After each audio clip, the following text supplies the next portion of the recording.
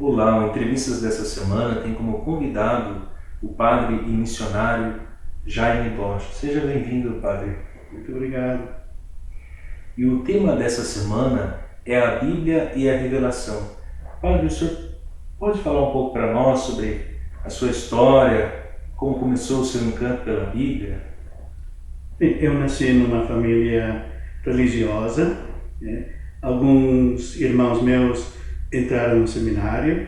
Atualmente somos 3 padres na família, um falecido, outros 2 nós estamos ainda trabalhando, né? Então o ambiente familiar favorecia muito, e depois na catequese eu fiquei sempre encantado com a figura de Jesus, né, principalmente, e então isto me levou depois, na hora de estudar, também escolher a Bíblia como tema principal do meu estudo. Então, padre, muita gente se pergunta sobre os tipos de Bíblias, né? Então, Bíblia hebraica, Bíblia católica, Bíblia evangélica. Qual seria a grande diferença entre elas?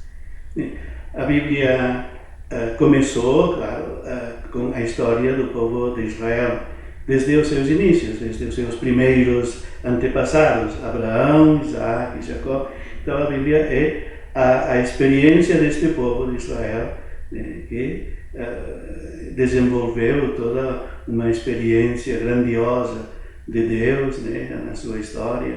Ele foi educado através dos profetas, através dos acontecimentos que iam se sucedendo, e tudo isto lhe falava como Deus estava com ele. Então tudo isto depois foi escrito e constitui, podemos dizer, a Bíblia hebraica, a Bíblia do povo judeu. Dentro do povo judeu, então, nasceu Jesus, né? E os seus discípulos escreveram o que Jesus tinha ensinado. Então isto é que forma o Novo Testamento. Isto é a Bíblia dos cristãos. Agora, existe uma diferença entre a Bíblia protestante e a Bíblia católica, sim. A Bíblia católica tem 7 livros que não se encontram na Bíblia protestante. São os livros que nós chamamos deuterocanônicos. O que acontece com estes livros? Estes livros eram considerados bíblicos no tempo de Jesus. Estavam na tradução grega, que era a mais usada naquele tempo, a que mais se entendia, porque o hebraico cada vez ia perdendo conhecimento entre os judeus mesmos que não habitavam na Palestina, que eram muitos. Então, dentro do cristianismo, os primeiros séculos se usava muito mais a Bíblia grega. E na Bíblia grega estavam estes 7 livros. Depois, quando o judaísmo já sofreu a grande perseguição, foi destruída pelos romanos, Jerusalém e demais, os rabinos então quiseram determinar de uma vez por todas o que seria Bíblia e o que não seria Bíblia. Então escolheram somente aqueles livros que estavam escritos em hebraico e não aqueles que estavam só escritos em grego. Então estes são os livros da Bíblia hebraica, né, que depois então os protestantes, Lutero fez a tradução e ficaram só com estes. E nós católicos ficamos com aqueles que estão não somente em hebraico, mas também em grego, como era na igreja nos primeiros séculos, no tempo de Jesus.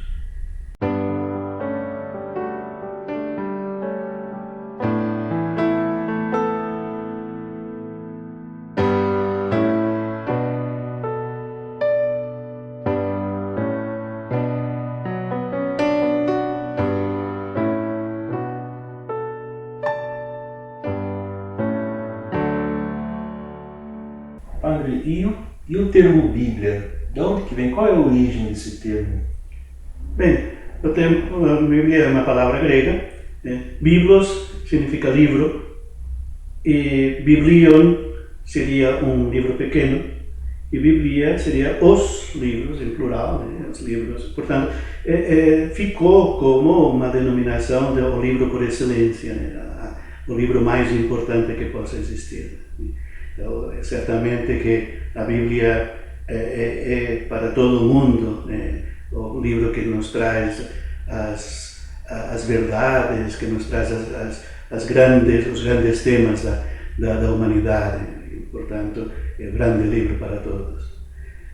Agora, o livro da Bíblia é um livro complexo. Tem um pouco de tudo. Tem história, tem lenda, tem tradição, tem leis, tem preceitos, tem liturgia, tem oração. Tem inclusive alguns livros que são verdadeiramente irônicos, humorísticos. O livro de Jonas é um livro escrito com humor também. E, portanto, tem uma grande riqueza, uma grande diversidade. Isto tem dado pé também ao problema da interpretação. Qual é a hermenêutica? Isto é, como deve ser interpretado. A palavra hermenêutica hoje é muito usada em filosofia, mas também no direito. Como deve ser interpretado. Sempre temos esse problema. Uma determinada lei, como interpretar, a favor, contra, de uma forma restritiva, de uma forma... Então a Bíblia também. Temos toda a problemática, isso devemos entender como fato histórico, devemos ter como uma lenda antiga que vai misturada com tantas tradições e com tanta imaginação popular e assim por diante. Então cada livro deve ser entendido como dentro do gênero literário, isto é, do tipo de a literatura que se encontra nele. Assim como nós, não é a mesma coisa uma peça de teatro ou uma peça de geografia. Cada coisa deve ser entendida como se escreve o teatro, como se escreve. E assim na Bíblia também, cada livro e cada frase deve ser entendido. Sempre a grande regra da interpretação é o que o autor, aquele autor humano que escreveu isto por inspiração divina, mas era um autor humano, queria dizer quando escreveu aquilo. É a grande pergunta que nós fazemos. E através disto, o que Deus quer dizer ao seu povo através desse texto? Padre, a Bíblia também foi escrita ao longo de muitos anos. Certo. E ao longo desses anos também eram outros tipos de materiais também que foram confeccionados, né? Certo. Não se tinha a mesma ideia de poesia, de história, que nós temos, e principalmente não se tinham os conhecimentos técnicos, isto é impossível, ninguém teria entendido nada se a Bíblia quisesse falar na antiguidade em termos de ciência moderna, e portanto não devemos misturar. A Bíblia é um livro para a espiritualidade, para o crescimento humano, para a fraternidade, para que o homem saiba se encontrar neste mundo, saiba encontrar o caminho do bem, e não para explicar coisas complexas, sei lá, da astronomia ou de outras matérias. A Bíblia não pretende dar lições de ciências humanas, mas nos dar caminhos de vida para todos e para que são válidos para sempre, para todos os tempos.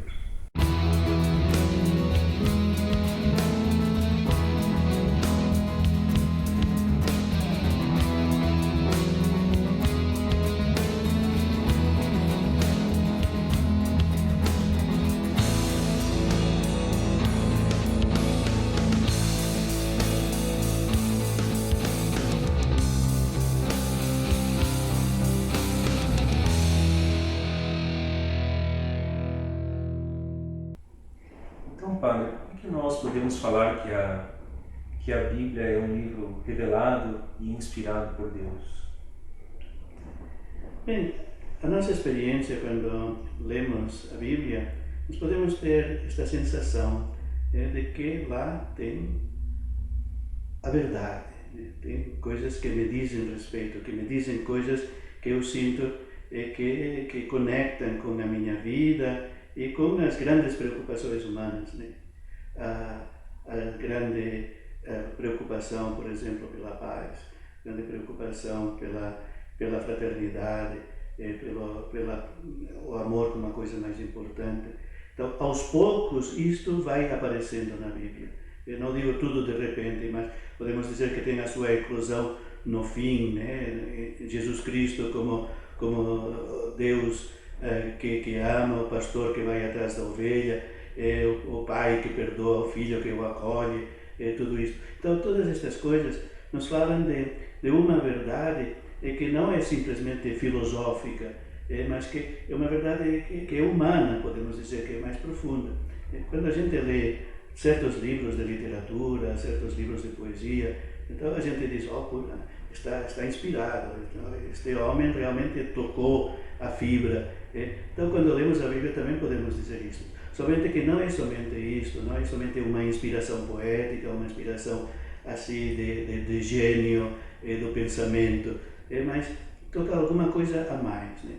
Os personagens bíblicos, quando falam, eles nos dizem que Deus lhes falou e que a palavra de Deus veio de repente, inesperadamente, Moisés é chamado para atender a um fenômeno extraordinário. Abraão sai da tua terra, ele sente que tem alguma coisa que comanda em cima da sua vida e faz com que ele tome decisões importantes, né? O povo no deserto que é anunciado, então vocês amanhã vão ter o que comer, amanhã vão ter